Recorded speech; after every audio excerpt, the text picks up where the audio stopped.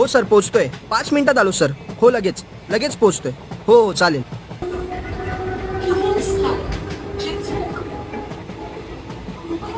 अरे यार कशाला थांबवतात इथे ट्रेन काय माहित. कोण उतरतं तरी का इथे.